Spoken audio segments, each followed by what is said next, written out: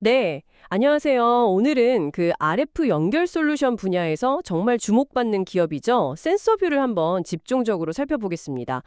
여기가 그냥 부품만 하는 게 아니라 뭐 케이블, 커넥터부터 아예 시스템까지 통합 솔루션을 제공하더라고요. 특히 방산 분야에서 성장세가 정말 무섭습니다. 작년부터 보면 매출이 매년 2배씩, 2배씩 늘었고 2025년 올해도 뭐 비슷한 성장이 예상된다고 해요. 이 폭발적인 성장세, 그 이면의 기회와 또 과제는 없을지 한번 짚어보겠습니다. 네. 성장 속도 자체는 분명 인상적입니다. 숫자가 말해주니까요. 하지만 조금 더 깊이 들여다볼 필요는 있을 것 같아요. 예를 들면 엔비디아나 브로드컴 같은 글로벌 빅테크 기업들 있잖아요. 거기 벤더로 등록은 됐는데 실제 발생하는 매출 규모가 생각보다는 기대에는 좀 못 미친다는 점이죠. 벤더 등록은 됐는데 매출이 크지 않다. 네. 이게 테스트용 소모품 성격이라서 반복 수준은 있겠지만 약간 단발성 발주가 많다고 하더라고요. 그래서 공식 기준인 연 매출의 10% 이걸 넘기가 좀 어렵다 이런 내부 설명도 있었고요. 이게 과연 지속 가능한 안정적인 수익원이라고 볼 수 있을지는 글쎄요. 약간 물음표가 붙습니다. 근데 그만큼 센서뷰의 기술력이 아주 까다로운 테스트 환경에서 인정을 받았다는 증거 아닐까요? 본 제품 이상의 성능을 요구하는 게 또 테스트형 케이블 시정인데 여기서 기술력을 입증했다는 건 저는 상당히 큰 의미가 있다고 보거든요. 네, 기술력 자체는 그리고 방산 분야 성과는 정말 놀랍습니다. 지금 K2 전차, K9 자주포, 또 장갑차 레이더 시스템 관련 계약이 막 진행 중이고요. FA50 전투기 레이더 안테나 양산 도구 시작한다고 합니다. 네, 방산 수주권들은 저도 봤습니다. 특히 해외 수출용 방호 체계 안테나 계약 이거 하나만으로 작년 전체 매출을 넘어선다니 정말 대단하죠. 네, 그 규모는 상당하네요. 그래서 내년이면 방산 매출 비중이 민수 사업을 넘어설 거라는 전망까지 나오더라고요. 자, 방산 수주 증가는 분명 긍정적인 신호입니다. 네, 특히 K2 전차 유럽 수출 물량 있지 않습니까? 여기에 들어가는 TRM, 그러니까 송수신 모듈 공급이 2026년부터 시작된다는 점은 기대 요인 맞습니다. 그렇죠. 핵심 부품이니까요. 하지만요, 작년 매출의 한 20% 수준이었던 방산 비중이 내년에 민수 사업을 추월한다.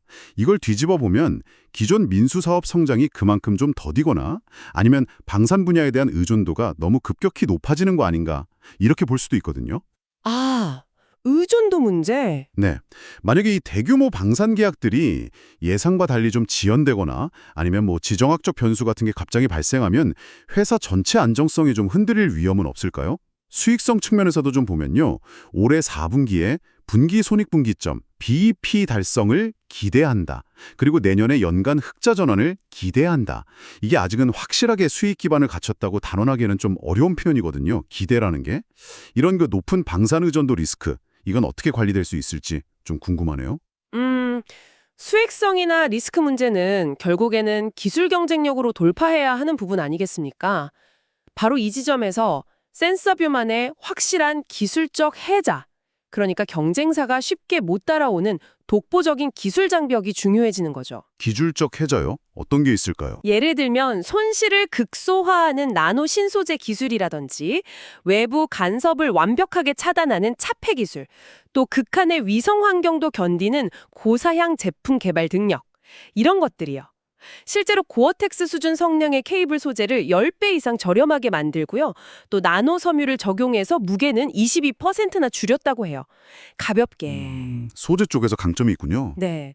그리고 1.5mm 반경으로 막 구부려도 성능 저하가 없는 그런 특수 케이블이나 자동화 라인에 아주 유용한 자석식 커넥터 같은 혁신 제품도 빼놓을 수 없고요. 자석식 커넥터요? 네.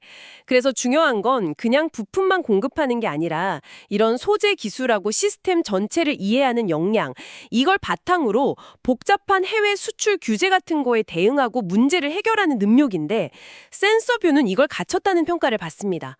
그러니까 한국형 아이언돔이라고 불리는 남들 레이더 안테나 사업 수주나 세계 최초로 지금 개발 중인 대드론 탐지 레이더 기술력만 봐도 알 수 있죠. 네, 확실히 소재 내재화라던가 시스템 레벨 접근은 분명 기술적인 강점으로 보입니다. 그 점은 인정합니다. 하지만 아까 제가 지적했던 그 민수 시장 쪽은 그럼 어떤가요? 빅테크 기업에 테스트용품 공급하는 거, 그걸 넘어서서 실제 대량 부품 공급으로 이어질 구체적인 계획이나 뭐 가능성은 어떻게 전망하고 있습니까? 아, 민수시장 확대 계획. 네. 그리고 위성통신 분야 진출이라던가 그 자석식 마그네틱 커넥터의 모바일이나 자동화 라인 적용 같은 이런 신규 민수 사업 아이템들도 아직은 뭐 구체적인 성과보다는 좀 기대 단계에 머물러 있는 것 아닌가요? 이 부분에 대한 좀 구체적인 진척 상황이 궁금합니다. 물론 민수시장 확대도 중요한 과제죠. 당연합니다.